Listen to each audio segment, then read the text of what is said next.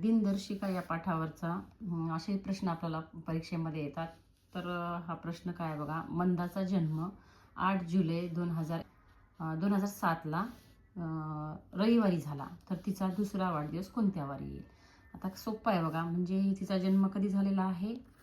8 जुलै 2007ला. तर 2007ला म्हणजे 2008 जुलै 2008ला तिला 1 वर्ष पूर्ण होईल आणि 2009ला तिला 2 वर्ष पूर्ण होईल.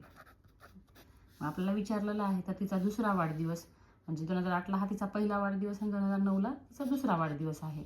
आता या ठिकाणी कोणता वार होता? या ठिकाणी कोणता वार होता? रविवार होता. मग 2008ला आपण शिकलेलो आहोत, आपल्याला माहीत आहे की 8 जुलैला रविवार होता, तर 2008ला 8 जुलैला सोमवार होता. म्हणजे एका वारानं पुढे ढकलल्या जाते. ते एक वार पुढे सरकायचं असतं. म्हणजे 2007ला जर रविवार होता तर 2008ला काय होता? या ठिकाणी सोमवार होता. एकच आपण लक्षात ठेवायचं की या ठिकाणी 2009ला लगेच मंगळवार घ्यायचं नाही. का? तर 2008 हे वर्ष लीप वर्ष आहे. लीप वर्ष जर आला असेल आणि लीप वर्षाच्या पुढच्या वर्षामध्ये एका वारानं पुढे सरकत नाही, तर 2 वारानं ती तारीख पुढे सरकत असते. समजलं का?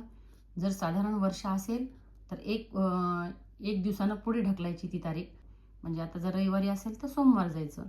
पण आता या ठिकाणी 2008 हे लीप वर्ष आलेलं आहे. मग लीप वर्षाच्या नंतरचा वर्ष जे असतं ते वर्ष मात्र 2 दिवसानं म्हणजे 2 वारानं पुढे जायचं. म्हणजे सोमवारच्या नंतर मंगळवार न घेता आपण या ठिकाणी बुधवार घ्यायचं.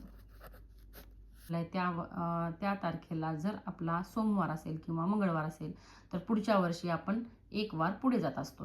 म्हणजे या ठिकाणी रविवार होता तर तिचा वाढदिवस सोमवारी गेला. पण 2009ला लगेच मंगळवार न येता 2008 हे लीप वर्ष असल्यामुळे तो बुधवारी आला.